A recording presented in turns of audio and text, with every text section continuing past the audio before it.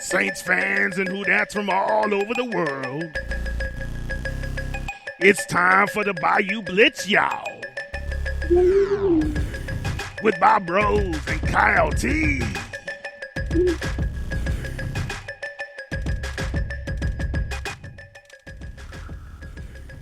Happy Wednesday, New Orleans Saints fans of the NFL, and especially fans of the Bayou Blitz, but not fans of the Los Angeles Rams.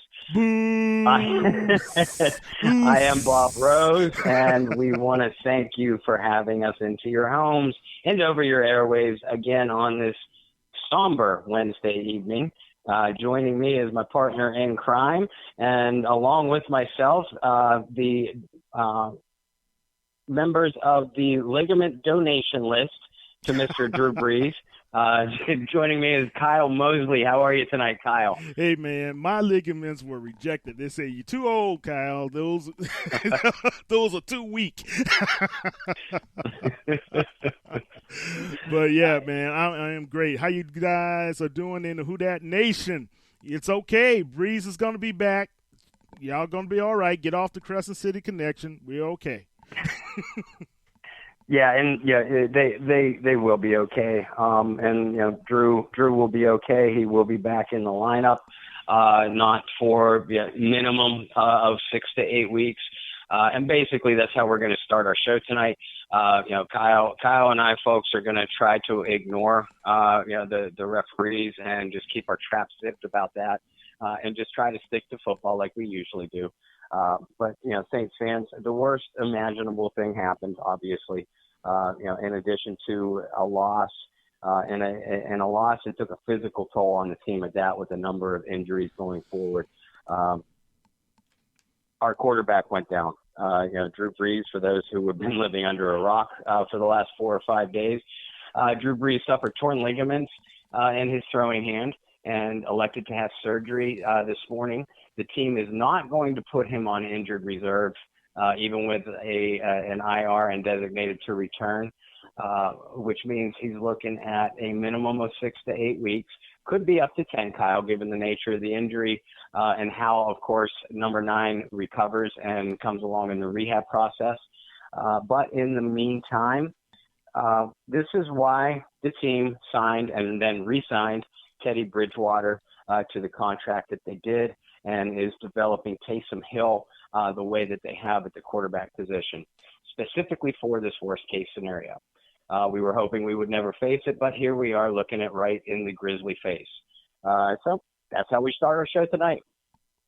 Well, guys, let's not be too somber. We knew that something like this would possibly happen. The day would come where we would need to be able to have someone to be able to fill in, take over for Drew. I told you guys a couple of weeks ago that Teddy Bridgewater was our insurance policy. And fortunate enough for the New Orleans Saints, as well as the Who-Dat Nation, the Saints have Taysom Hill as well. So those guys, based upon the comments from Sean Payton's press conference, is that they both will be used in tandem to be able to help the Saints pull off a win in Seattle, as well as going forward, a part of the whole process until Drew is healthy enough to be able to throw again and be able to resume his duties as the leader of the Saints squad. But here's the deal, man. Mike Detillier said it best on Monday. I heard him give an interview, and he said it at that time. In order for the team to really be able to win, both of those guys will have to be utilized in the Saints attack. And we keep on forgetting Drew is the main guy, but Taysom was still being utilized all along to if it's out in the open, or if it was running a play, catching a pass, doing whatever, jumping off the Crescent City connection or leaping over the Superdome, that's what he was doing. So we have to really be cognizant of how Sean Payton has been utilizing Taysom Hill, and I don't believe that's going to be any different coming up on Sunday as well as going forth for the Saints. Yeah, Kyle, I don't either, and I was going to refer to what Coach Payton said in his presser today.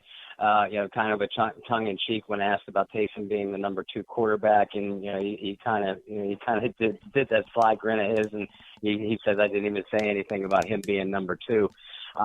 Do you think a lot of that is a cat and mouse sort of thing to try to make the Seahawks defense prepare as much as possible? Or keep them in the dark, rather, as much as possible for their preparations for these 2 quarterbacks. That's kind of, before you answer, that's kind of what I think it is. I think Teddy is going to be the de facto starting quarterback, certainly for this week. And Taysom will get his reps, like you just pointed out. But he has a very unique skill set that Sean likes to use within that offensive system, and I don't see that changing a whole lot. Do you agree or disagree? Agree. Look, Pete Carroll is a very smart man, other than that call in the Super Bowl, but he's a very smart guy. And Pete Carroll said it himself in his press conference to the media on today, is that they're going to keep all options open to what to expect when they face the New Orleans Saints on Sunday. So these guys are aware that Taysom Hill is there.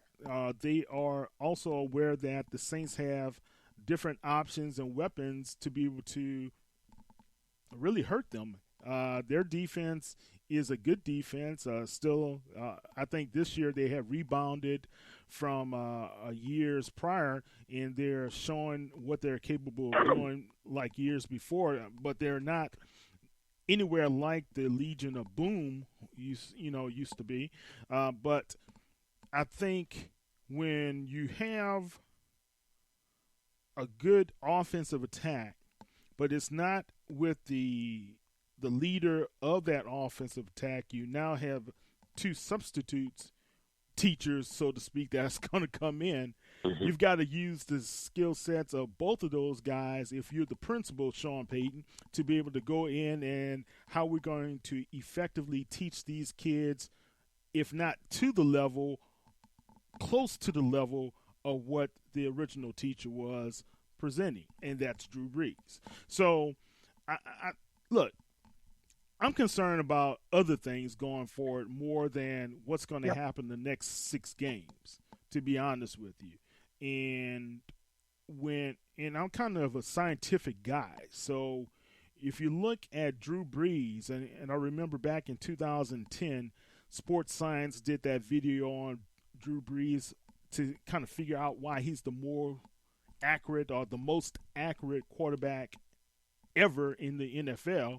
And it's because how he gripped the ball, how he released the ball. He released the ball at I believe they calculate a 63% angle and all this other stuff. And I'm just like, wow, that's some heavy things. But think about it, going forward, I mean, that was his natural grip for all of these years of his life. He's 40 years old. What's going to happen going forward? How is he going to adapt to a new grip? Because you got new ligaments in there, or reattached ligaments. I don't know how they actually did the procedure, but what's going to be a little bit different? Is it going to be tighter, looser, what?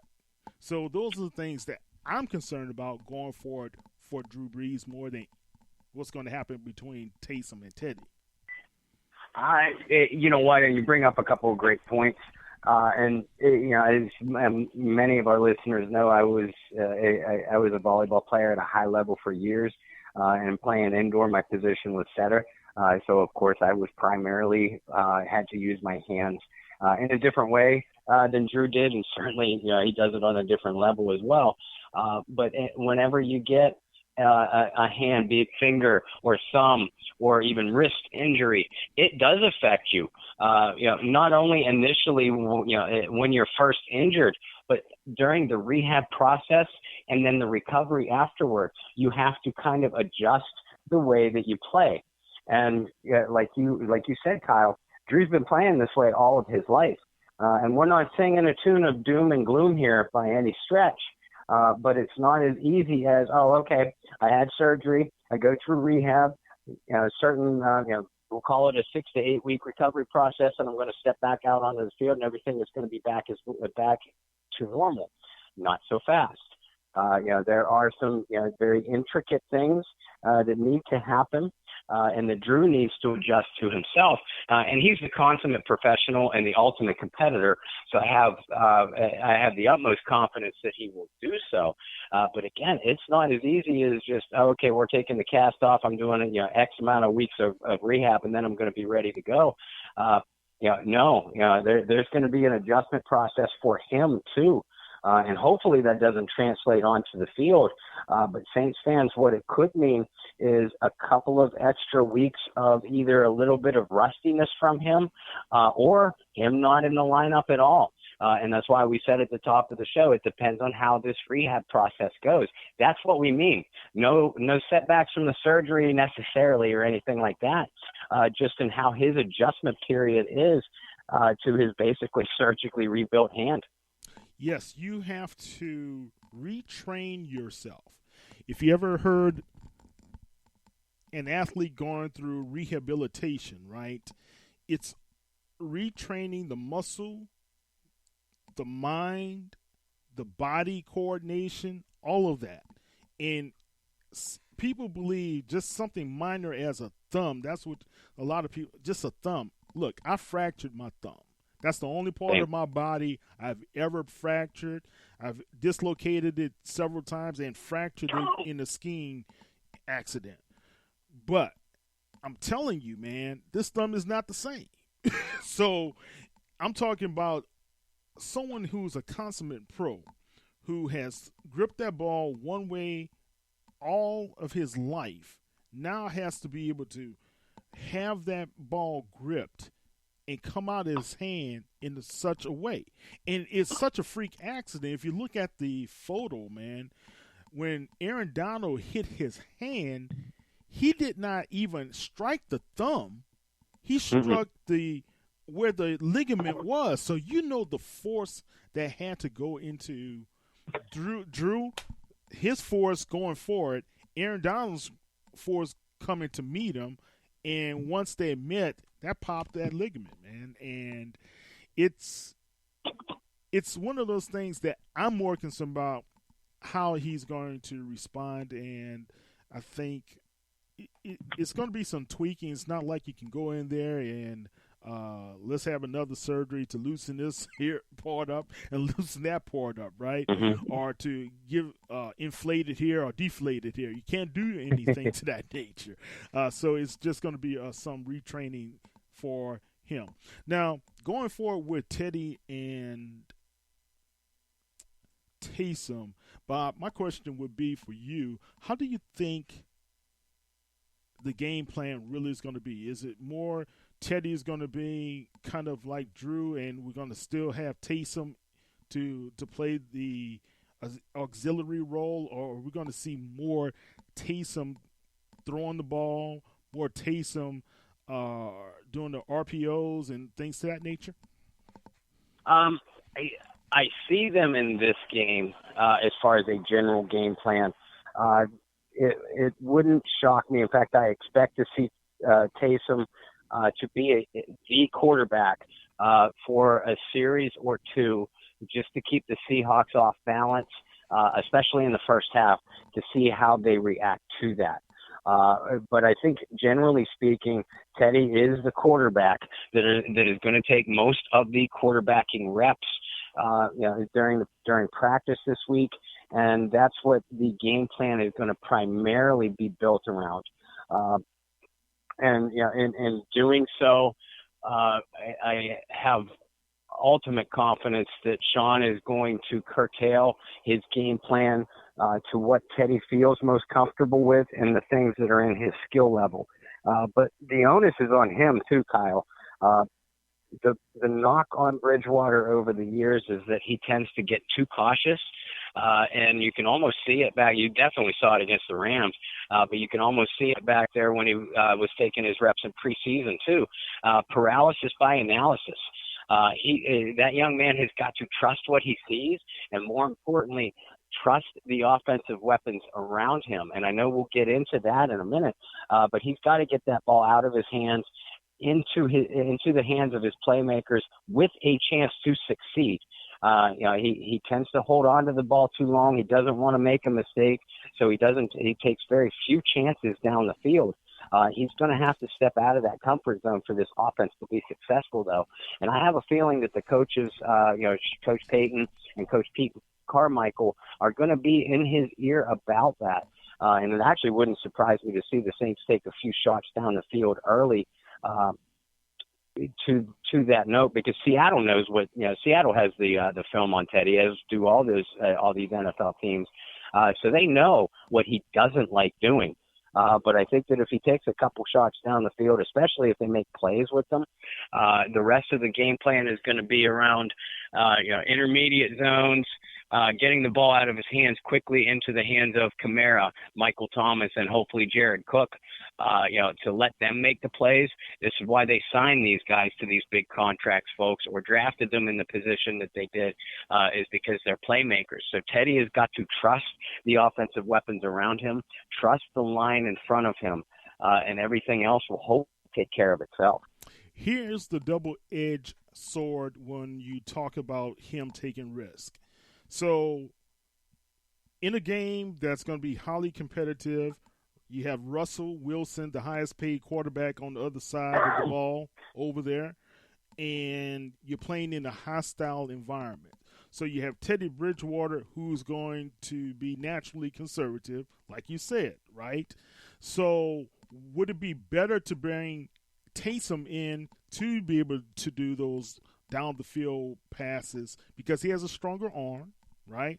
And we don't know about the weather condition. We don't know about if it's going to be inclement or not at this particular time. But here's another point. If Teddy takes those risks, as you guys have mentioned, I read Deuce Wyndham talk about that as well. Mm-hmm. What type of leash is he going to have, so to speak? Is it going to be, you took a risk, you threw an INT, let's yank you? Is he going to be looking over his shoulder? Will the Who Dat Nation respond in a favorable manner as well to give him some leeway, or say, see, we told you so, he trash? Or, you hear all the foolishness that comes from fans at times. Right? Yeah, I did say foolishness. So you want to write me? Go ahead and write me, guys. I said it. But that's the only concerns I have right there, Bob, is because if Taysom makes a mistake, I think there's a little bit more leeway, so to speak. Right? If Bridgewater makes a mistake, will people be as forgiving? So that's the fans. The fans, no. I agree with you. I don't think the fan base in general are going to be as patient with Bridgewater as Sean Payton is. I do think that Payton is going to have a little bit of patience with Bridgewater. I think everybody assumes that Teddy is going to be on a short leash. I don't necessarily think so. Sean knows how tough it is to play in Seattle. His teams have done it before and not fared really well throughout his history. So he knows how tough this Seahawk team is and how tough it is to play in Seattle. Now you're going in there with a backup quarterback. The only positive that you could take out of this is that Teddy has been in the system for well over a year now. The coaches, Peyton included, have raved about how he has grasped their playbook and his understanding of it. So now we're going to put wheels to the road and see if that analysis from them was indeed accurate. But Teddy's a veteran too. I think I would rather go into this kind of environment, into Seattle, against a Pete Carroll defense with a veteran behind the helm than I would a very young guy with zero NFL quarterback experience in Taysom. But that's also why that I would mix in, not just gimmick plays here or there like we see them do with Taysom, with Drew in the lineup. But I would have a series or two scripted for Hill as well. And they're working on those scripted plays all week. And again, just like with Bridgewater, it's going to be with what Taysom does well within his skill set. It's going to be some of those, run pass RPO options that you mentioned, or just strictly him running the ball, or fake run, a fake run with a pitch to Kamara. But I think we're going to see him throw the ball too. We're going to see him take some shots downfield, because all that is going to be based off of keeping those Seahawks defensive backs from cheating up, because this Saints offense, and this is the case with Brees in the lineup too, this Saints offense operates best through the short and intermediate zones, giving players like Kamara and Thomas the ball in their hands with room to run. So if they can keep those Seahawks safeties and even cornerbacks for that matter, they usually like to play off the ball coverage. So the more they cheat up as a unit, the less room you're going to have to operate in the zones that you feel comfortable operating in. And I don't know if that makes any sense coming out of my mouth. It makes sense in my head. But I do believe that they're going to script certain series for Taysom. But again, this offense is going to be Teddy's to run. Teddy's to run. He ran the offense, in my opinion, as well as he could, coming in at a very difficult juncture of that football game, especially he didn't get the support I believe he needed from critical guys on that team. Michael Thomas did have 13 targets, 10 catches, but he did have a couple of drops. Jared Cook, 7 targets, and you only caught the ball twice. You critically gave up. He gave that INT up on the play that Drew was injured on. He also dropped too many easy passes. He didn't get his head turned around fast enough on a couple of plays where Teddy really needed him to be able to be that safety valve, so to speak. It was just a poor performance by Cook all and all. We didn't bring him in to be able to deliver that type of performance. I'm still waiting to see what type of Jared Cook that we are going to say we invested long-term dollars in, Josh Hill, oh my gosh, terrible. His blocking was horrible.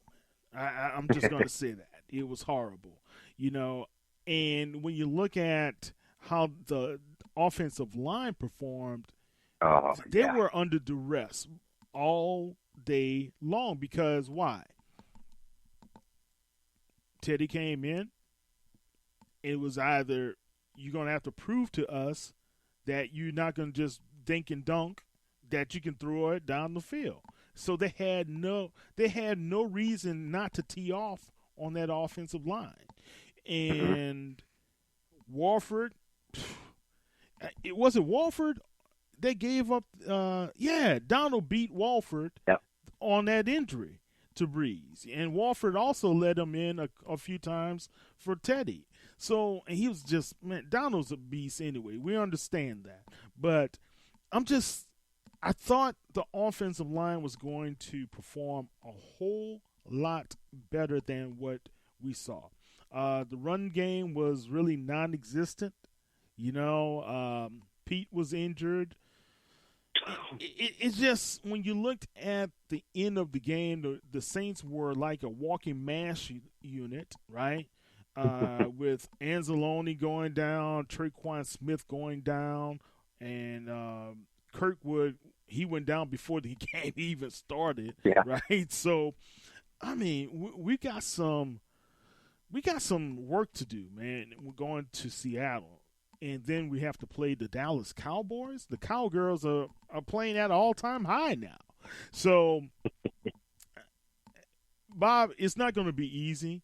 I'm not going to say the task is inevitable or we cannot vanquish both of those teams. I think every team that feels themselves has weaknesses. Sean Payton and that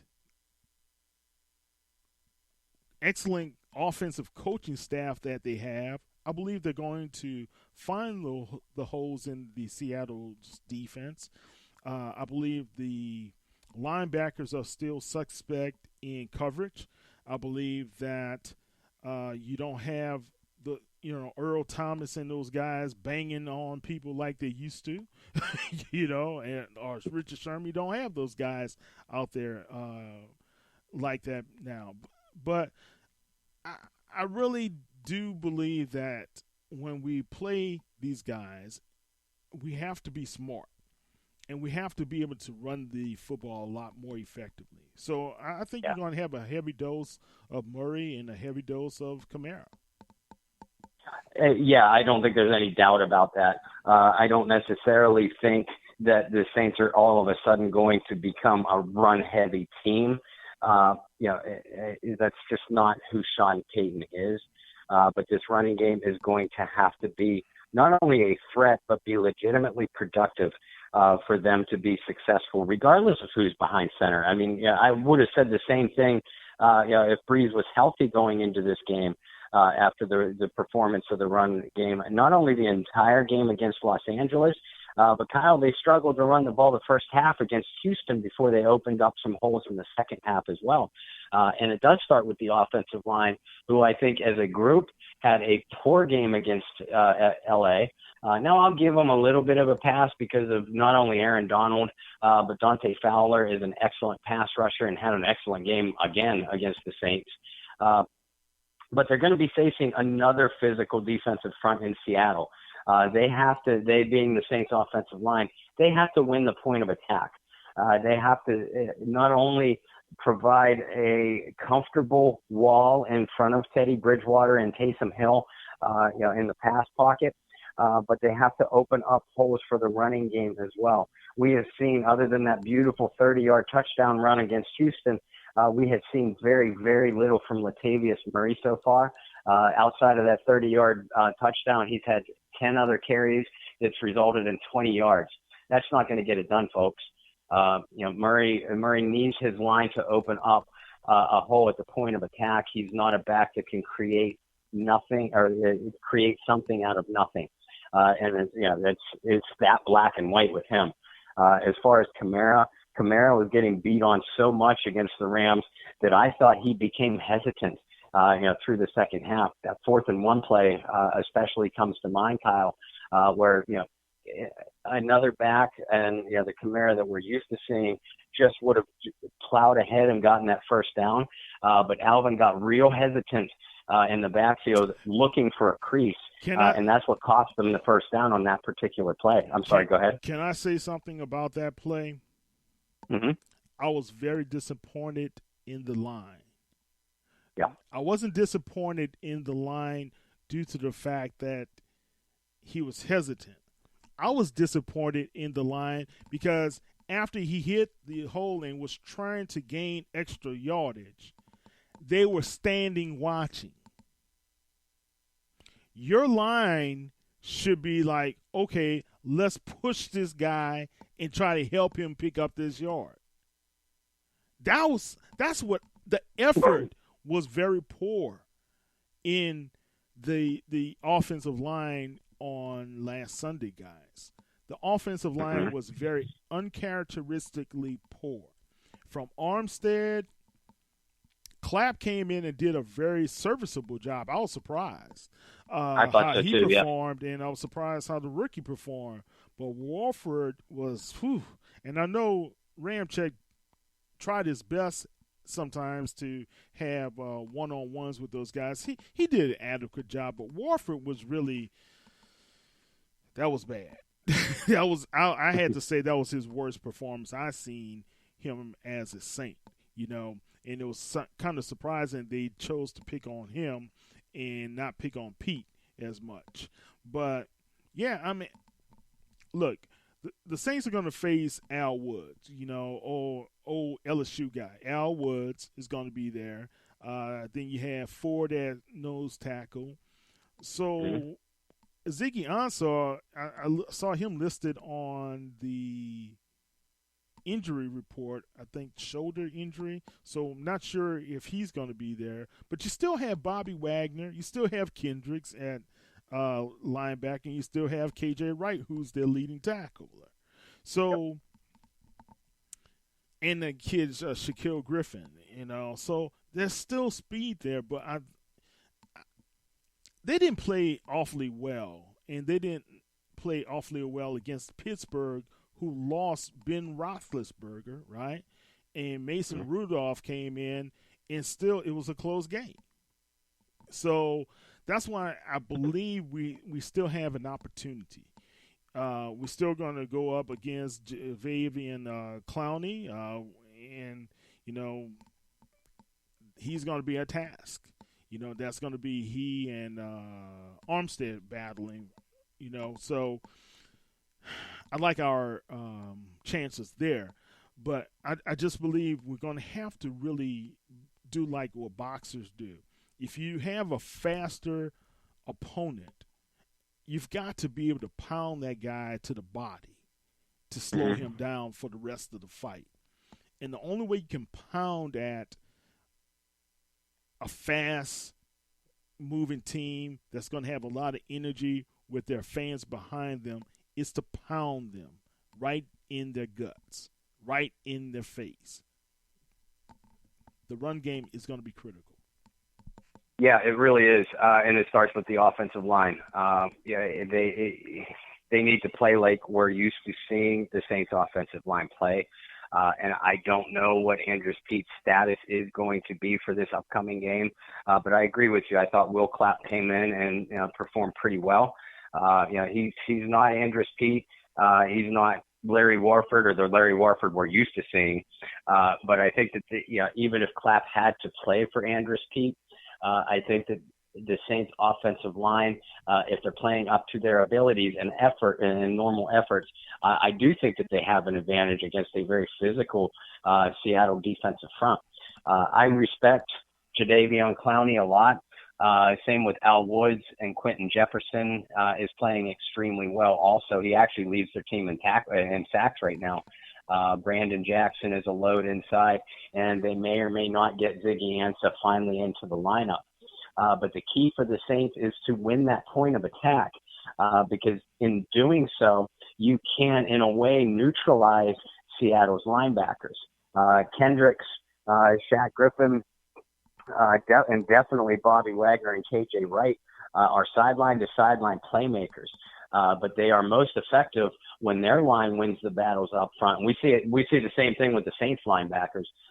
When Seattle's line wins their battles up front, those guys can roam and they will make plays in the backfield, and they will neutralize a running back like Kamara or a tight end like Jared Cook in the passing game. Those one-on-one matchups are going to be spectacular to watch, but the Saints can have the advantage as long as those linebackers don't have a free field to roam. And if the Saints offensive line is winning the point of attack, especially in the running game, those guys aren't going to be able to knife into your backfield. And you're not going to see Kamara one-on-one with Bobby Wagner until it's like 4 or 5 yards downfield. And even if they make the play then, advantage Saints. And this is where using your playmakers, comes into play, like we mentioned earlier. But it starts with a war up front. You got to win those body punches, like you said, Kyle, using the boxer's analogy. You go into someone else's place, and they're a bully like Seattle has traditionally been. What do you do with a bully? You hit them in the mouth. And if they keep coming, you hit them again, and eventually they're going to stop coming.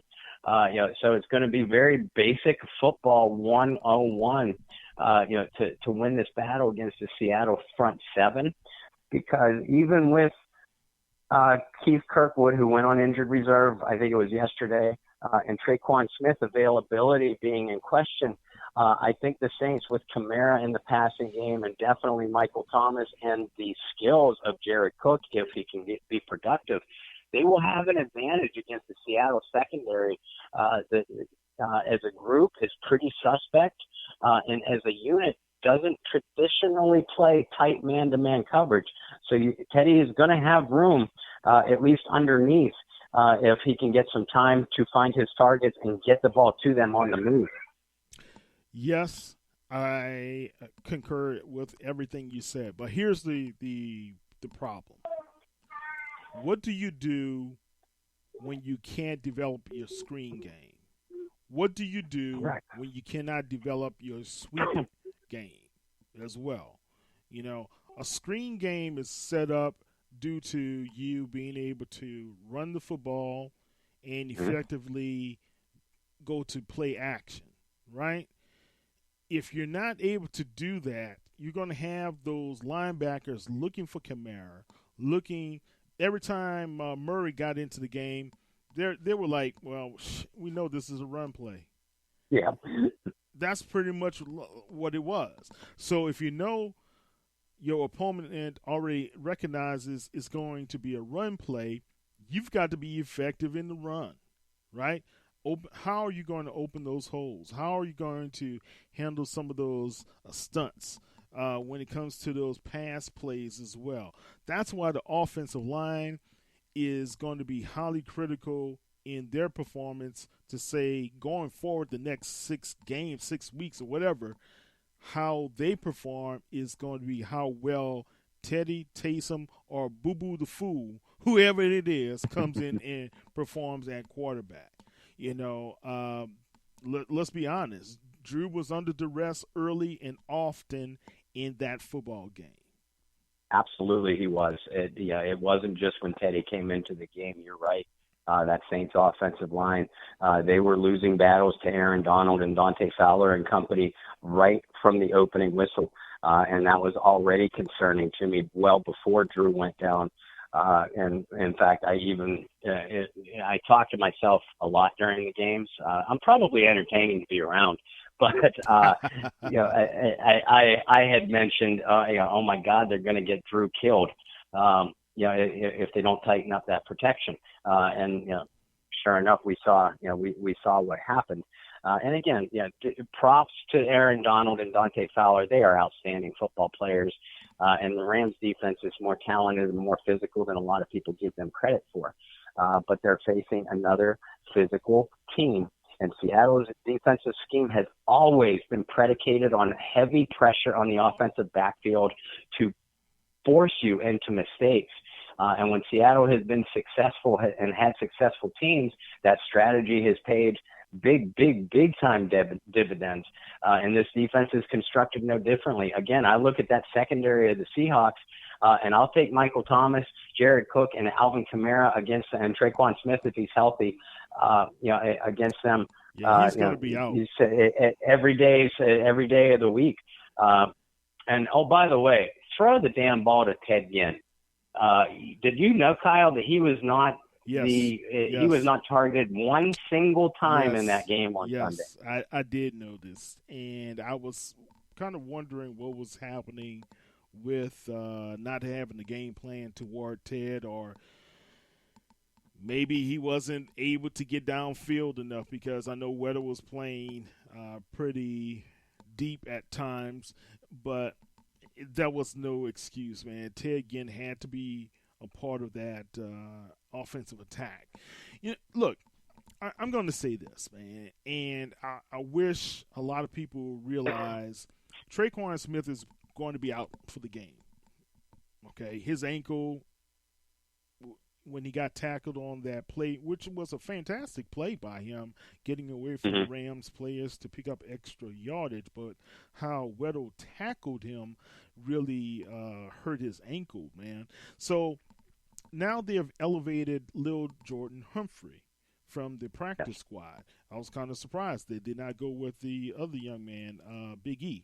So they decided to go with Little Jordan Humphrey, which, if you notice, even I used to notice when he played for the University of Texas, and they picked up a lot of games here in the Houston area, that he has very good hands. That is probably one of the major reasons why they decided to elevate him over Emmanuel Butler, because he was more consistent in how he caught the football. as well as he's more consistent in how he is able to find the opening and break away. So look for the Saints to take some shots. If it's not with Ginn, they might try it with Humphrey. I agree with you, and I can envision exactly what you're seeing, and that is why I actually liked the move of promoting Humphrey up to the active roster. I liked what I saw from him in preseason. He had he had a lot of poor practices during training camp, folks, and that's why he was on everybody's roster bubble and most likely cut on our roster projections. But when he got into games, he's a gamer. And I'm with you. I saw that back in the University of Texas, too. He might not have game-breaking speed, doesn't have the speed of a Ted Ginn or an Alvin Kamara even, but he has serviceable speed, excellent hands, and he runs a very good route through the out of the slot in particular and down the seam.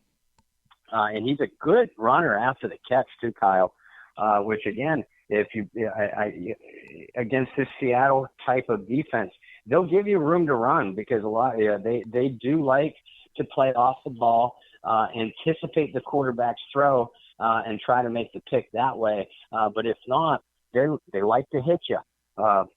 They are as physical on the back end as they are up at the line. And little Jordan Humphrey, you can't say he's not a physical receiver. His style of play is right in line with that of Michael Thomas. Now, I'm not comparing the two skill-wise. I'm just saying they are both extremely physical receivers. So I like promoting him up to the active roster, and I wouldn't be surprised if he had a few big catches in this game. Someone other than Thomas and Kamara has to make plays. Yes. We're starting to sing the same old refrain that we did last year. Traquan Smith, I thought, had a good game against L.A. I like the way he was coming along. It's a shame that he is going to miss this game, and hopefully we can get him back in the lineup sooner rather than later. But little Jordan Humphrey, Jared Cook, whomever it is, they have to start making plays because this isn't Drew Brees anymore, folks. As we've been talking about all night, this is Bridgewater and or Taysom Hill. The playmakers are going to have to make the plays for their quarterback, not the other way around. And also, guys, if Austin Carr is serviceable, he's going to make an impact on those intermediary type of pass plays that Bridgewater is going to need to have, a guy who has good hands like Austin Carr. So then you have the speed of Deontay Harris. Will they be able to utilize him on some end arounds or sweeps, or will they be able to utilize him in some sort of utility type of plays as well? So there are pieces out there for the Saints to use as effective weapons against the Seattle front, right? Now, one thing I was looking at the game Seattle played against Pittsburgh. So Rudolph comes into the game. He went 12 for 19, 2 touchdowns, 1 pick, 112 yards. He didn't really throw far. He kind of had those intermediary routes as well, right? Seattle had 21 more plays, offensive plays, than Pittsburgh, and they only won by 2 points. Okay? Seattle committed 10 more penalties, and we got to talk about the penalties on the Saints. 10 more penalties, 5 more penalties. They had 10 penalties overall, and they had 2 turnovers.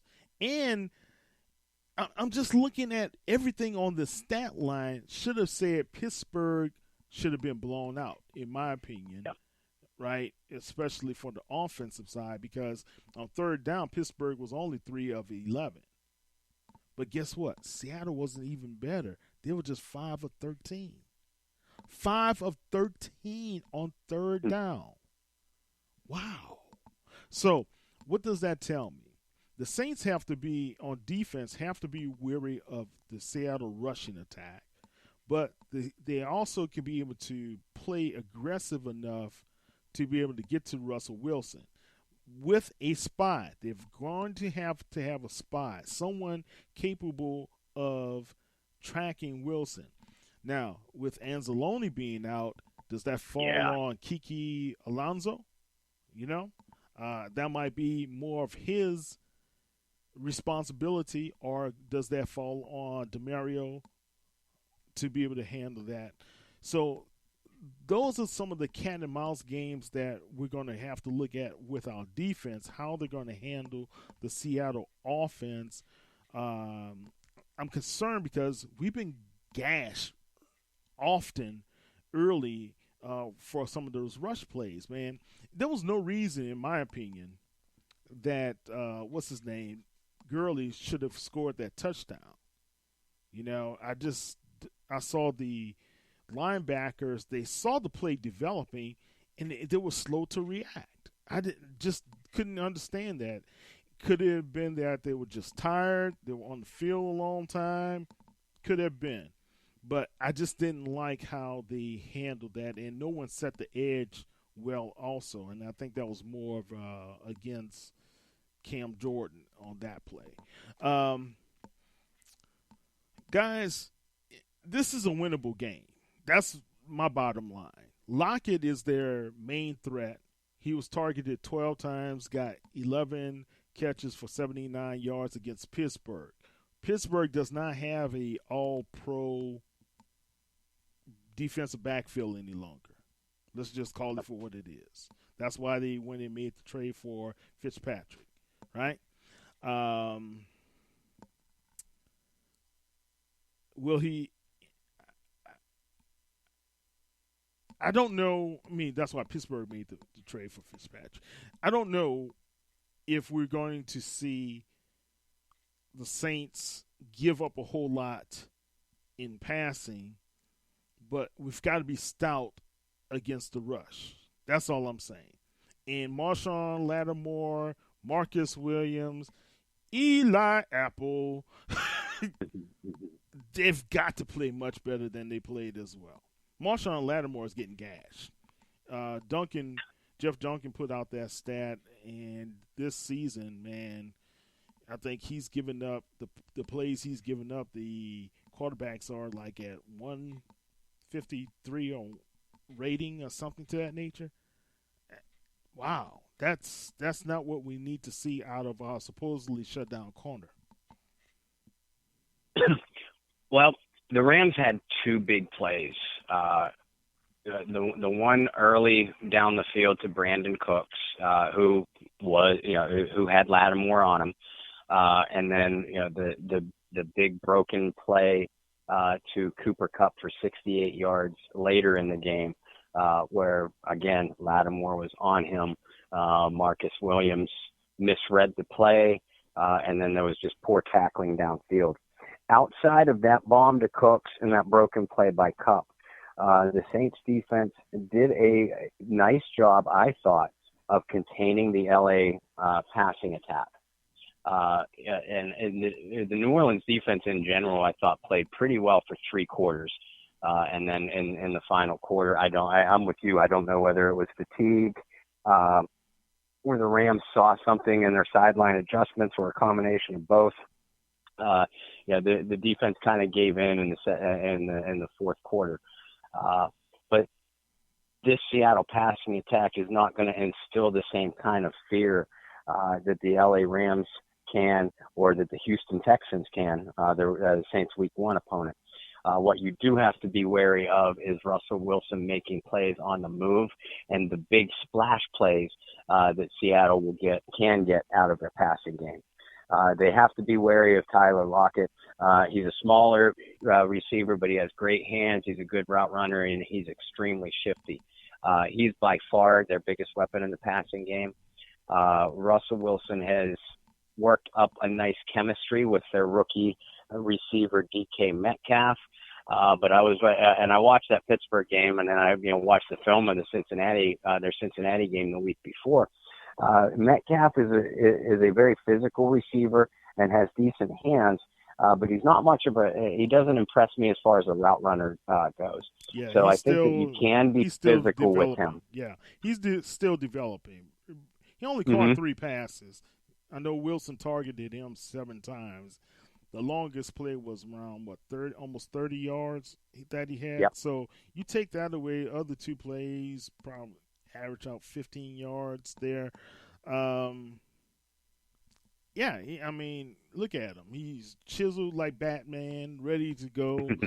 You're just going to have to be physical with him. So I don't think any of our corners can be as physical as he can.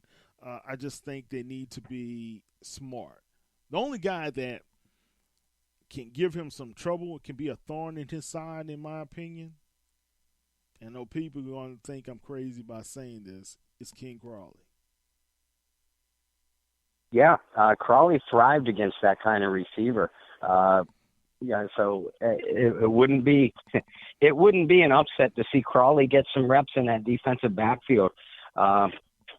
Because I think you're going to see Lattimore. Let me rephrase. I think you're going to see the Saints try to lock up Lattimore on Lockett as much as possible. Now, they do like to move Lockett around the formation, so it'll be interesting to see how that develops. But being that he's Seattle's best receiver by far, as far as route running and hands go, that's who I want on him. And I know Lattimore has struggled. He gave up some numbers in the first week against Houston, and you just mentioned what he did last week against Los Angeles. He's still the Saints' best defensive back, especially from a coverage aspect. So that's who I want locked up on Lockett, and I like my chances there. And then the key for the Saints up front is going to be pressure on Wilson. The right side of Seattle's line gave up 4 sacks in the first half alone. Against Pittsburgh. That was T.J. Watt, and I think Cam Hayward was over on that side too. But Wilson was under constant duress in that first half. Now we know Wilson's ability to move around. You're not always going to get him on the ground, but that's once you get him moved off of his spot and moving him out of the pocket. Like you pointed out, the defensive strategy is undoubtedly going to be put a spy on him. Most likely a linebacker. I think Anzalone would have been perfect for that role, but unfortunately he's out. And don't discount how big a loss that is for the Saints defensively, folks. But we'll circle back to that in a minute. Given Demario Davis's versatile skill set at linebacker, I would rather not see him spy Wilson on a regular basis. We'll see it from time to time for sure. But that was something that Kiko Alonso excelled in when he was in Miami and before that Buffalo. He is athletic enough. He's not as athletic as Davis, and Wilson would still have the speed advantage. But he is going to at least make a play once Wilson breaks containment. And that's where Seattle's passing game can kill you. Because Wilson doesn't necessarily look to run, but he will move from the pocket. And if he's not brought to the ground or hurried after that, he's going to beat your coverage downfield. That's just all there is to it.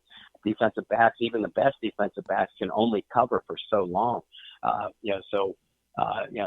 key for New Orleans defensively, that front line, it continues to rush the passer well. They put some pressure on Goff, and we know what they did against Deshaun Watson the week before. They're going to have to continue to do that. But when an athletic guy like Wilson breaks the pocket, be it Demario Davis or Cam Jordan, if he can track him down, because we know what a terrific athlete Cam is, or Kiko Alonso in a spiral, you got to get to Wilson quickly and put a hit on him. Otherwise, he's going to beat your coverage, and that's going to be, in a nutshell, that's the key to beating Seattle's offense. Yeah. Can't have mistakes also, man. We cannot have mental breakdowns going into that hostile environment. The 12th man is going to be out there. Hopefully the Hawk is not going to be out there as well with the weather. So it's going to be an interesting contest, man. I think it's going to be a lot closer than people would give the Saints going into this game. I know we're underdogs, of course, but I can see us, if we have a sustained and very focused attack, if Sean Payton is able to keep his game plan steady in his mind, because sometimes if Sean sees something, he wants to take a chance here or there. He may take a chance, and hey, that's Sean Payton. But I think it's going to have to be somewhat, I wouldn't say conservative, but very moderate and progressive, so to speak, Yeah. if I want to use some political terms there. Bob, the special teams with Lutz, with Morstead, I expect them to continue to be special. Deontay Harris has done a very good job returning the kicks. I think in a game to this magnitude, we need to see the kicking team give him a little bit more. A little bit more openings, a little bit more creases down the field. So if we're able to get him to get 15, some 20-yarders here or there that can really take some of the pressure off the offense, we need to see some turnovers in our favor where the defense is taking away the football, punching the football out, doing something. I didn't see them attacking the football this game. I didn't see them attacking the football against Houston, to be honest with you, I'm just going to say this, and I may take some heat for it. Marcus Williams, you've got to tackle better, man. If you notice the tackle or the wince of a tackle he had against Deshaun Watson, on Gurley's play, he kind of ran away. I know he got pushed by a bigger guy, but as a safety, you've got to attack that, man. You've got to be the one attacking and making sure nothing gets past you, willing to take the contact. When Cooper Kupp went down the field, I've got to praise Eli Apple. He had a couple of chances to try to help stop that play for him going longer, and he got back into the play twice. Where Marcus Williams, you're the safety, you kind of winced again, man. He didn't. I don't understand how he tackles because he's always putting his head down and hoping the guy bounces off his back or what have you. That's not how you tackle, not as a strong safety, So if Sean Payton was correct when he said we're going to be able to make some changes or we're going to put the right people in place, right? He said that at the press conference after the football game. I wonder, who else do you put in his spot right now? Because Hampton is hurt, right? Do you put Chauncey Gardner-Johnson there? Well, that's all you got left. Yeah. So you almost don't have a choice. If Coach was inferring to making a change at that position, and we liked what we saw out of Chauncey Gardner-Johnson in preseason and certainly in camp practices. I don't know personally if he's ready for that kind of jump in responsibility yet. But if Marcus Williams continues to be a liability on the back end, what have you got to lose? Because, like you pointed out, Kyle, he's not making plays. He's not keeping containment on the back end. He's not trusting his instincts. He's reading plays poorly, which is leading to big plays in the passing game. And he's showing extremely poor fundamentals as a tackler, allowing for extra yardage. Now, we both like this kid, as a person. We both loved what we saw out of him as a rookie. Great person. He still looks like a shell-shocked player to me. Shell-shocked. He did make the recovery for the Houston, Texas game. That was the one time he showed his instincts and he showed his athletic ability, right? But if you're going, again, I can only base this off of guys like I've seen the Raiders safeties when I was growing up, the San Francisco 49ers safeties, the Dallas Cowboys safeties from the 90s and 2000s. Those guys play physical ball. The Yeah. Steelers, Troy Polamalu, and those guys. Physical ball, physical ball. You saw it in the Legion of Boom, physical football, right? Earl Thomas and those guys. That's what the Saints thought they had in him. He's not playing physical football. That's it. Period. And I don't know how much longer you keep with this experiment if he's not going to play at a physical level, playing the position he's playing at strong safety. Von Bell has played an excellent game this year, even from the latter part of last year. I've got to give it to Von Bell. And I think I'm starting to agree with Mike Tatillier. The next person up to give a nice little contract will be Von Bell, if you want to keep somebody on board. But since you drafted CGJ, and you drafted Saquon Hampton, you must have felt that something wasn't quite right. Remember, I said this during the summertime, right after they were drafted, right? And I still believe something's not quite right. If it were not for Hampton's injury, I think we'll be seeing more of him than Williams. And I'm not. Yeah. I don't want I don't want him to lose his job. I'm not saying that, Marcus. I'm not trying to say that. I'm just want you to play better. You got to play better. We have no choice for him to play better, right? Yeah, and again, this is purely speculative on both yours and my parts at this point. But you have to wonder, given Saquon Hamilton's skill set and what he did best in college, if he wasn't drafted to take Marcus Williams' job if Williams doesn't play up to par. I do like the fact that the coaching staff has given him, and being Marcus Williams, a chance to kind of turn it around and revert back to his rookie year. But we haven't seen it yet. That play he made against Houston for the interception, that was beautiful and perfectly indicative of what we saw out of Marcus Williams during his rookie year. He does have, on paper anyway, he does have serviceable cornerbacks in front of him. Marshawn Lattimore, when Lattimore is playing good, playing up to his ability, there's not too many that are better than him. Eli Apple, as long as you limit what Eli Apple does and against certain types of receivers, Apple is willing to, is able, to take on the role of a good complementary number two cornerback. In theory, anyway.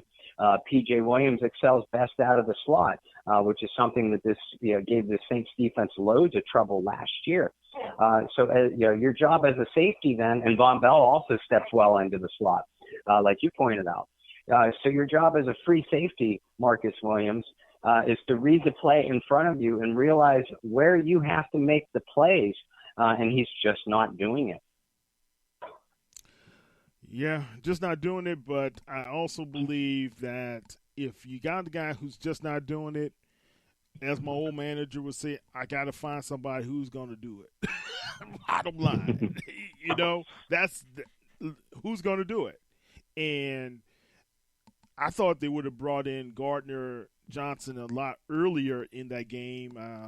Those guys were sweating through their pants, man. That goal was just looking like black gold or something, because all the sweat these guys were exhibiting because of the humidity and heat out there, man. Mm-hmm.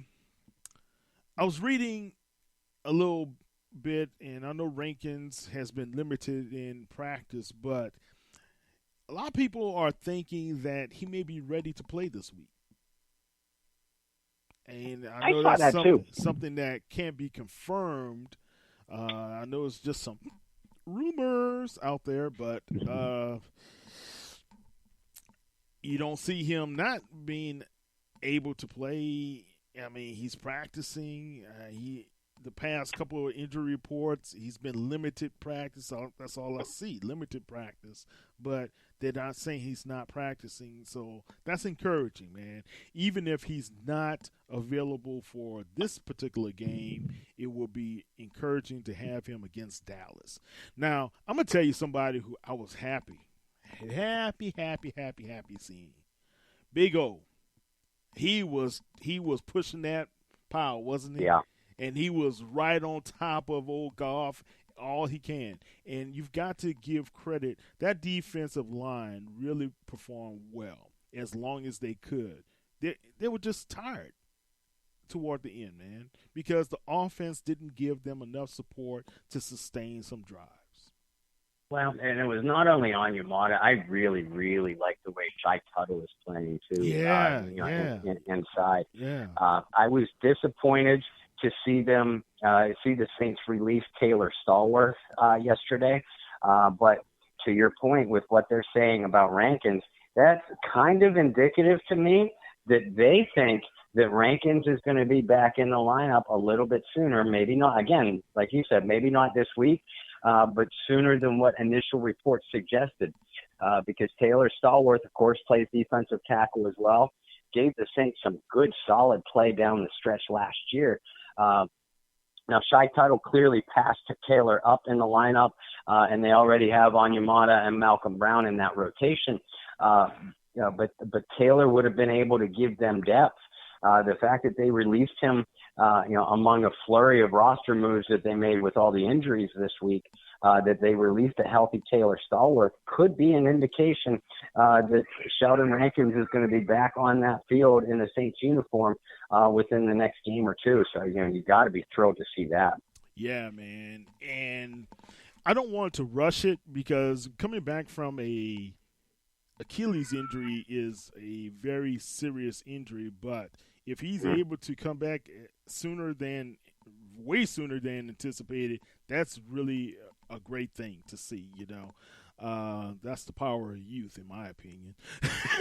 Yeah, something no longer in the possession of yourself and myself. Yeah, look, way gone for me, boy. But anyway, I was reading also, and I don't want to keep on harping on old Williams, but I have to really bring this up. Deuce had a great tweet.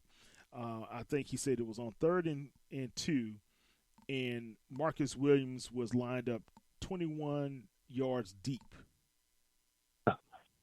off of the line of scrimmage. That means I missed that one. You don't trust the way he takes angles or how he covers the deep ball. Wow. That's powerful stuff, man. And that's what we've been saying. Something quite ain't right. That's all I'm saying. I'm not saying he's not a good person. I'm not saying he can't learn. But something quite ain't right. That's all I'm saying. Okay. So we talked about the offense. We talked about the defense. Bob, any last thoughts or comments or how you see this game panning out for the Saints against the Seattle Seahawks? Kyle, I like the way the Saints defense matches up against the Seattle offense. Again, it doesn't have nearly the offensive talent that either Houston or Los Angeles did. So even on the road, I like the chances that the Saints have against Seattle offensively. Now, the ultimate wild card is Russell Wilson, so we are going to have to keep our fingers crossed that New Orleans will be able to eliminate the big plays against them. And that's really the only thing that beat them against LA, or just a couple of big plays, and almost beat them against Houston. Other than that, the Saints defense has played winning football, especially up front. And in the secondary, minus a few communication problems, they've limited opposing passing games. They're susceptible to the big plays, and that has to change. Otherwise, we're going to continue to have the same conversations week in and week out about Lattimore, Marcus Williams, Eli Apple, et cetera, et cetera. And I'm sick of talking about them like that. I root for those guys to do well.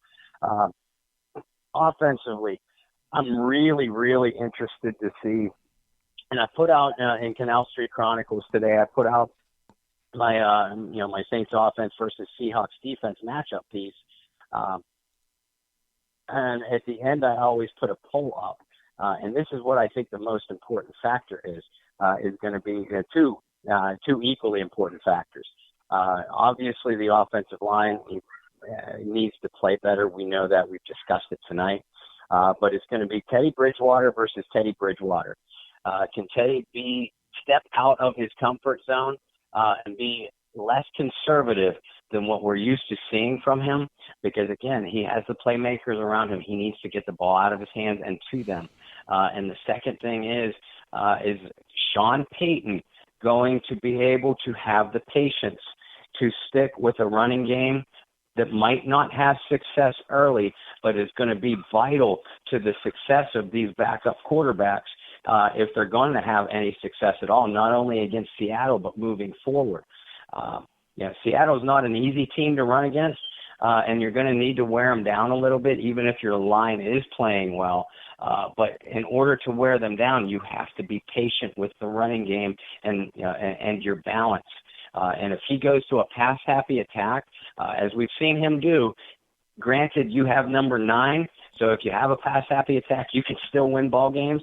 You're not going to win a football game with number 5 or number 7 employing that kind of strategy.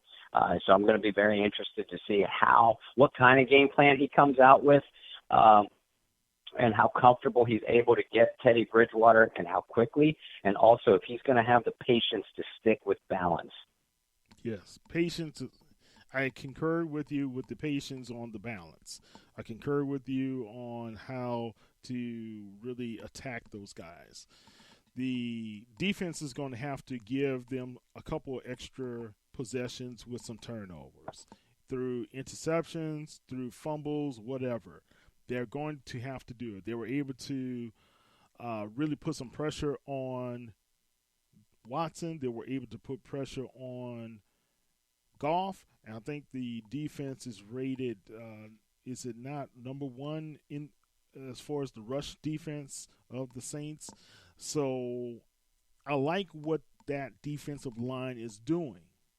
However, our defensive backs, they've got to play a whole lot better. And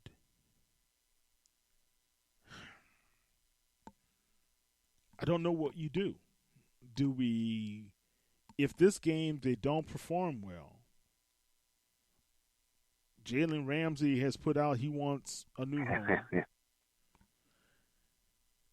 I was looking, Jamal Adams is not too happy at the Jets. Yep. Do you make a trade? But if you make a trade, a significant trade, you're going to have to give up a couple of significant draft choices down the line, right? So you have 2 guys who are number 1 draft picks in Apple as well as Lattimore.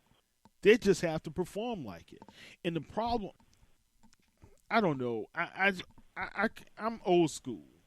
I don't see these guys rerouting people enough. Nope. Do you? Yeah, I don't see. I see him playing on people. I mean, Lattimore. But Lattimore still gives these guys the ability to get out from his coverage, man. Cooks went inside. Man, everybody knows Cook, you've got to push him outside. Allow that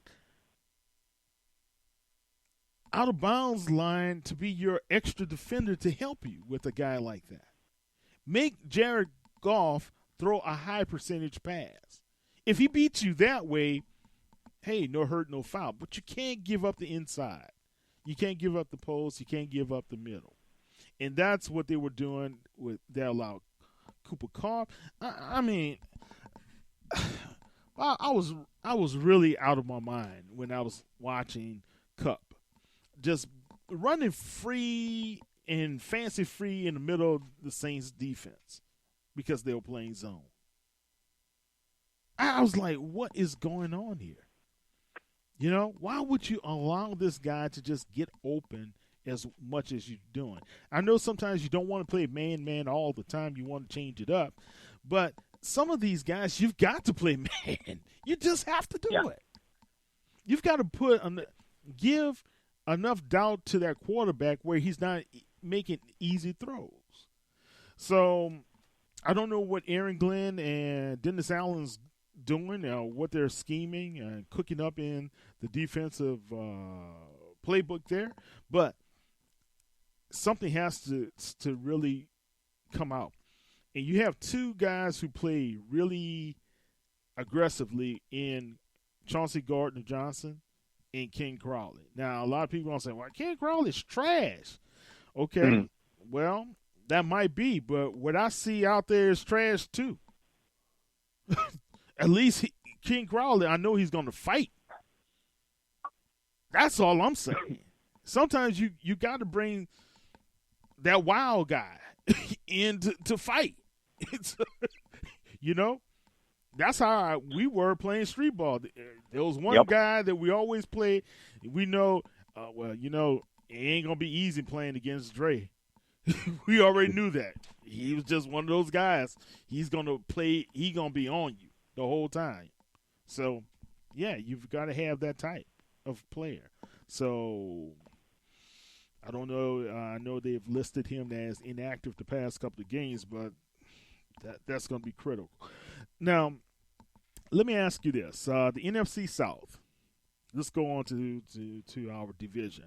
Right now, the Atlanta Falcons and Saints are 1-1, as well as with Tampa Bay, as well as the Panthers are 0-2. So Cam is out for this game. He has a busted foot. He wasn't really looking like himself. I saw Cam make some of the worst throws these past two games. I mean, guys less than 5 yards away, he couldn't make the pass. Something's still wrong, not only with his foot. Something's still wrong with that shoulder, in my opinion, Bob. Have you seen it? Yeah, I have, and I completely agree with you. The Carolina Panthers are in a lot of trouble. We know that when you face the Panthers, you're going to get a physical matchup, and it's going to be close to the vest. But the difference maker when they're successful has always been the athleticism of Cam Newton and his ability to wing the ball downfield. And we have seen neither of that, and not only in the first two games of this season, but for the most part, we didn't see it last season either. The questions about Cam Newton that have been persistent for the last couple of years about what's wrong with him have developed more into something is wrong with him and can he bounce back? And now he's going to be out for a few weeks. I think the Panthers are in a lot of trouble without a healthy Cam Newton, and even when he was in the lineup, he wasn't healthy. I think that was very, very clear. Yeah, that's a concern, man. Of course, not having him in our division, to me, helps us out, right? But I like to see full potential out there on the field where we face full potential against our guys and we win against them, with their guys battling us, right? I know you can't always have that, and that's a good way to think about it, Kyle, but, man, I wonder going forward if he's going to be the answer, continued answer for the Carolina Panthers, as well as I don't know if Ron Rivera could be able to last this season. If they get off to a poor start at the midway point, it wouldn't surprise me if the Panthers moved on, from Coach Rivera. And I'm a big fan of Ron Rivera. I always have been. And so I think he's kind of getting the raw deal here. But he's been on the hot seat for about a year and a half now. On paper, anyway, they say that they've surrounded their quarterback with weapons. And outside of Christian McCaffrey, we haven't seen that produce. But at some point, and we see it throughout the NFL year after year after year, they always chop the coach before they chop the players. So I'm with you. I don't see Rivera lasting even to the end of this season if the Panthers get off to a really poor start. And 0-2, not playing well and having their quarterback now sidelined for at least the foreseeable future doesn't bode well for that coach. Yeah, definitely, man. I really hate to see that happen. I know they played the Cardinals, which they're 0-1-1, but that's a game that really could be Kyler Murray's first win that he notches as the top draft choice of the NFL. So we'll see how that translates out into a possible win or not, and see how they perform. Now let's talk about Winston. He bounced back last week, and he gave a good performance against the Panthers, and they notched the win. Now, going forward with those guys, I know they're playing a Giants team. They can be 2-1 after it's all said and done this weekend. What's your thoughts on this team? Yeah, they could very well, be 2-1. In fact, you would expect them to do so. And we said this about Jameis Winston in training camp, that if Coach Bruce Arians and his offensive system, if we don't see Winston produce out of that, they're not going to renew Jameis's contract. So he's undoubtedly going to be on the free agency market. But I love the skill position weapons that Tampa Bay has. If they are able to continue to give him protection up front, which is a major question with that team. But if they are able to protect Winston, he is going to produce as long as he takes care of the football. Now, we know he has a reputation for making poor decisions, especially with the game on the line.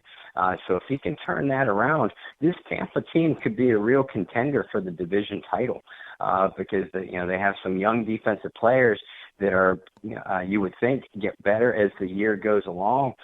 So this Tampa team could really be dangerous down the stretch if their quarterback can refrain from making mistakes and if they can protect him. Yeah.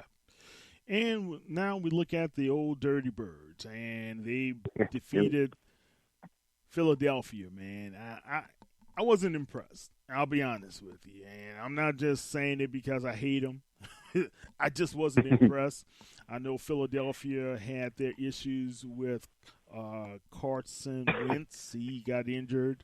But, they still were kind of tight down the line. If it wasn't for those two big touchdowns by Mr. Jones, this game could have looked a whole lot different. What's your thoughts on these guys? Yeah, Atlanta, by all rights, they were dead in the water, despite how poorly the Eagles quarterback Carson Wentz played. The Eagles still should have won that game. Now, we're not in the business of coulda, woulda, shouldas. With all love to you, Coach Mora. So Atlanta luckily escaped out of there, and a win is a win at the end of the day. But Atlanta has a lot of concerns with their offensive line up front.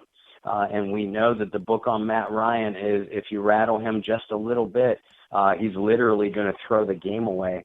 The Falcons defense, if you can be physical with them, and looking down the road for a matchup, say, against New Orleans, we talked about how New Orleans needs to get back to their physical ways, especially along the offensive line. A team like the Saints matches up really well with the Falcons. Falcons have a lot of team speed on defense, but are not real big.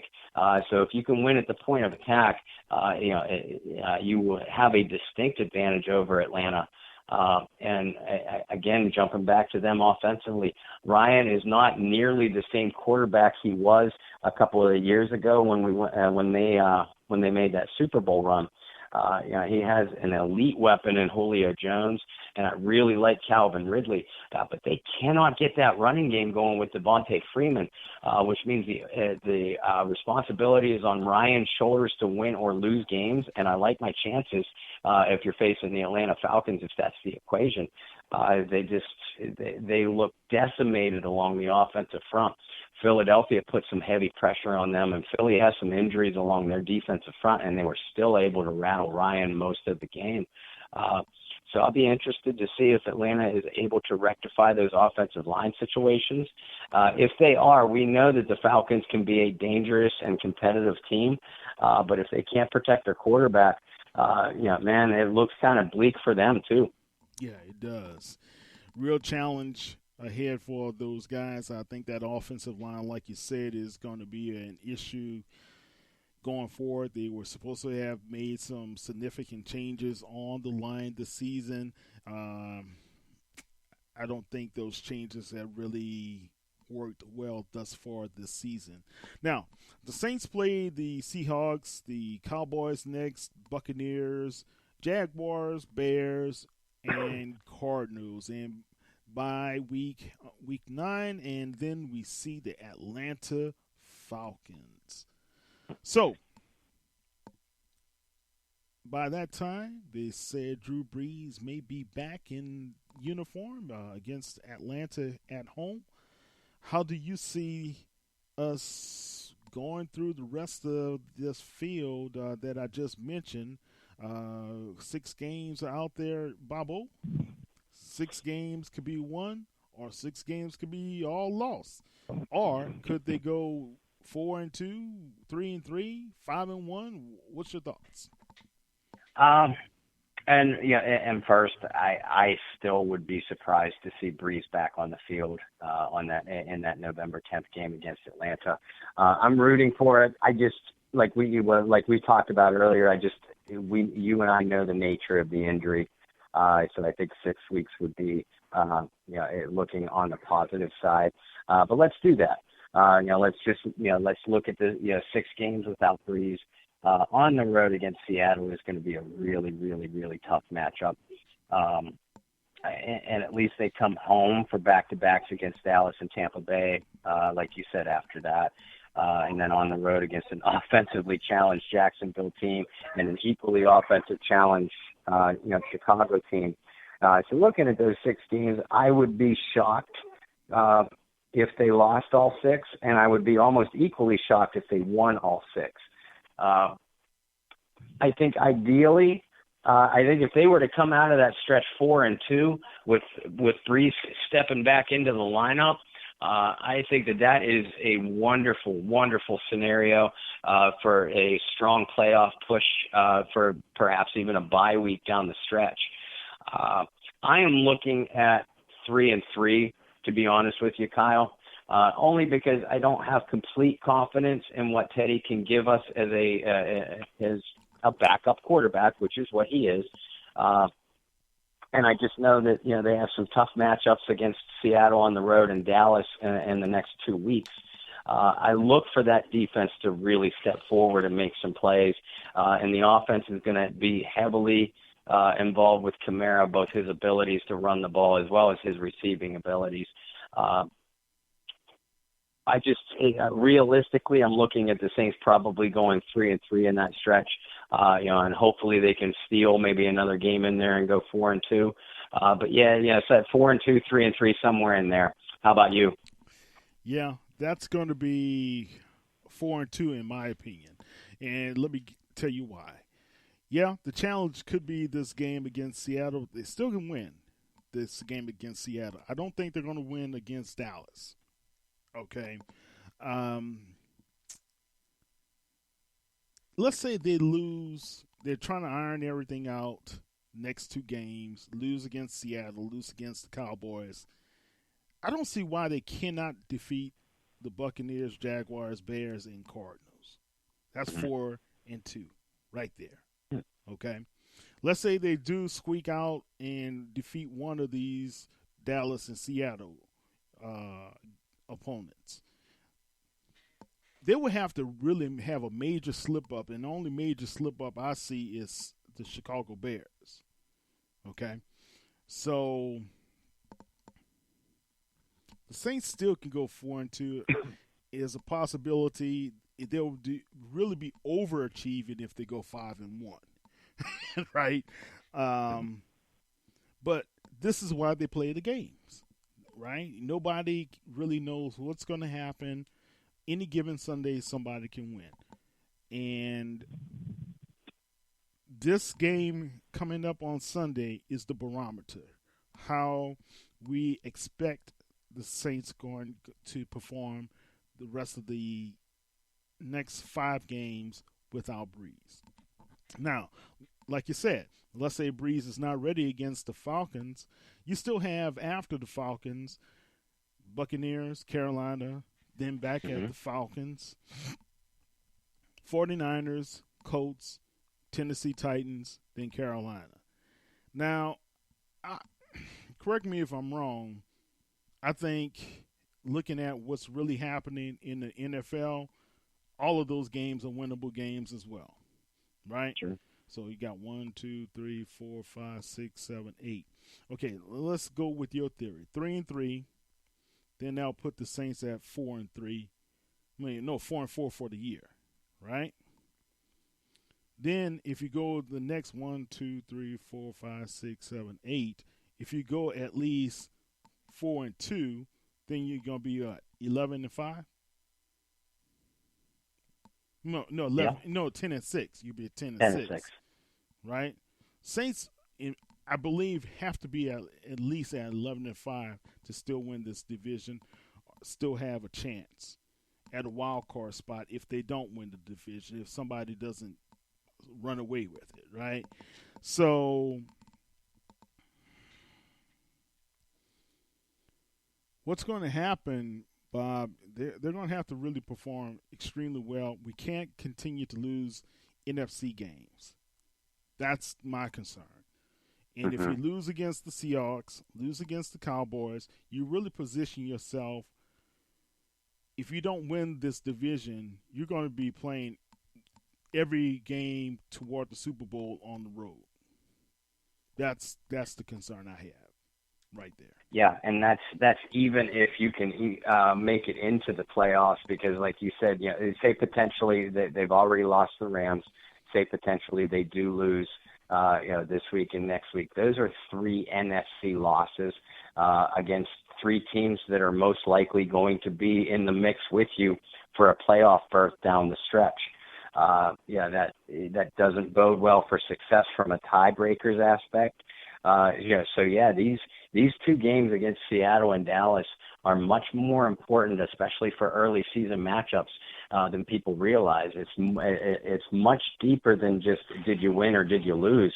It's you could drop a key tiebreaker game against someone that you may need to have that win-loss advantage when it comes time for tiebreakers and wild card berths. Yes, and you're heavy loaded toward the back end of the schedule. You got 1, 2, 3, 4, 5, 6 NFC games on the back end. Let's say you run the table, win those 8 games, come out 3-3, 8, so you're 12-4, right? And that will be excellent, but most likely we're going to see this team out to 10-6 and 11-5. You may have a hiccup somewhere. Okay. Well, and like we said, it all starts this weekend. I don't necessarily believe that this Sunday's game is if it's a loss, if it's a barometer for failure. But we need to see the team perform well. Again, and I don't discount the fact that they're playing in Seattle. If this game was at home, I would actually like the Saints' chances a lot better, because I like the other matchups, throughout the other positions on the field on both sides of the ball. I just know how tough it is to go up to Seattle and win. But they need to play much more aggressively and much more physically than what we saw them perform against the Rams. And even if they were to come up a little bit short, that I would still feel a lot better about their chances against Dallas in the following week. Right. Defensive line, should say, as well as linebackers, played passionately. Back end of those guys, no passion. Okay. Von Bell, he played passionately. So then you look at the offensive line, no passion. The defense just teed off on them. So really most of that offense, they kind of gave up, so to speak, in my opinion, man. I know Michael Thomas was making some plays here and there, but he did drop a couple of critical balls, too, that were right in his hands. That's what was so shocking to me. So those receivers are going to have to – we said this last year. Didn't we say they're going to have to be more physical? Remember we were talking about that? They're going to have to be more physical. That vaguely rings a bell, yeah. Yeah. Against these guys, you got to be physical. So, yeah, I'm just want to see if they're going to have some passion, if they're going to have some commitment to try to win, and they're going to try to – if they play with the passion that I believe they can, with the energy I believe they can, even if they lose, I will be happy. But I just don't want to see lackluster effort. I guess that's the best way to say it. No lackluster effort from the Saints. Okay, Bobo, how can – go ahead. I'm sorry. Oh, I was just going to add to your point. And I actually – this is a close-knit team. We know that. We've seen it the previous 2 years as well. Number 9 has been there and carried them on their backs for so long. And I do think, and I said it the other day on the Jordy Hultberg show, I think that this team is built to win without Brees. They didn't plan on it this year, but they built themselves for the long haul. And the leaders like Demario Davis, Michael Thomas, Cam Jordan, they're telling those guys in the locker room exactly that. Hey, number 9 carried us for so long. It's our turn to carry him until he gets back. Amen. So I do like their chances of coming out extremely motivated, against Seattle and, for this stretch. And if they can have some success early in these next 2 games, that's gonna light a fuse of confidence that they can, we can win without our Hall of Fame quarterback, exactly. Which is going to make this team even that much better down the stretch when he does come back. Exactly. I agree, man. And that's what I was about to say. You go in there with some passion. You play hard. Even if you come out with an L, if you give the effort that's necessary to play smart ball too, because those penalties were ridiculous. Mostly on the offense, you saw that, right? Ridiculous play.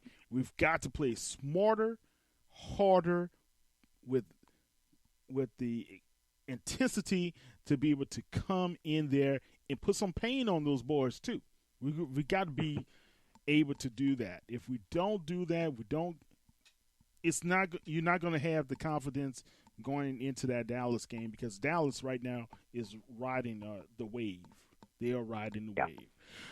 Okay, Bobo, how do we see everything translating? What's your thoughts on the score? Oh, gosh. Kyle, I'll be honest with you. Your passion tonight is actually having me tilt sort of the other direction. Coming into tonight, and I was feeling like, and this is, I guess, what I'll go with my final score, I think the offense behind Teddy Bridgewater is, going to put up some yards, but I don't see them scoring enough against, this Seattle defense. And I think Russell Wilson, the ultimate difference maker throughout the league, is just going to make too many plays at the end of the day on that, in the back part of that Saints secondary. So I'm sorry, fans, and I hope that God I'm wrong. But I think the Seattle is going to pull this one out. I'm going to go 23-17 Seahawks. 23-17 Seahawks. I have it a little bit closer, man. I have the Saints going 24-27. I think, you know what? I'm going to change that. I'm going to say the Saints go 31-30 Seahawks against the Seahawks. The Saints win. They're going to put, wow. That's a hot take. 31 points with Teddy Bridgewater at quarterback. I will take it. Look, it's not just going to be him. Because think about it. When they need a spark plug, when they need that little oomph every now and then, that's when it's Taysom time. All right, guys, I'm saying it here right on the air. Watch out for TNT, Teddy and Taysom. They're going to explode out there in what's that field now? I don't know what they call the Seattle field now, but they're going to explode on that field, baby. And it's going to be a very good performance. I really believe that Mr. Sean Payton, the Century Link Field, that's what it's called now. Mr. Sean Payton is going to have those guys ready to play. And I think the defense is going to hold up, and I just really feel, I know I'm being a homer. Yes, I am being a homer. I'm for my team. 31-30, Saints win off of a Will Lutz final seconds kick. Not on the windy end, but inside Century Link Field. Man, that would be great. All right. I love it. Yeah, Bubbo. Tell everybody how they can find you on the World Wide Web. Well, I can be found as a person, or what's left of me, on Facebook. On Facebook, look for Bob Rose, or my Twitter account is @BobbyR2613. My articles, as you all know, are through the Canal Street Chronicles. I did a Saints versus Seahawks offensive preview piece earlier today. That was good. We'll do the other side of the ball. Thank you. We'll do the other side of the ball before the end of the week. But my articles can be found through the Canal Street Chronicles, which can be found on Facebook or Twitter @SaintsCSC. And please, folks, if you're on Facebook, send us a join request for our Bayou Blitz Facebook page. Every member in there is extremely interactive, supportive with one another. We exchange information, Kyle and I. Whenever we get information first, we share it on that page before we kind of distribute it out to the rest of our pages. So we love the support that you give us on there. So I hope you're not too mad at me for predicting the Seahawks will win. But yeah, please, if you're involved in Facebook, send us a join request for the Bayou Blitz Facebook page. I guarantee you'll love it, and you'll be welcomed into as a member of the family. And we also have a Bayou Blitz Twitter page @BayouBlitz412. We're still building that one up. That one's one of our newer pages. So any help that you could give us will be greatly loved and appreciated as well. But thank you guys for everything that you do for both myself and Mr. Mosley. Yes, sir. Yes, sir. Yes, sir.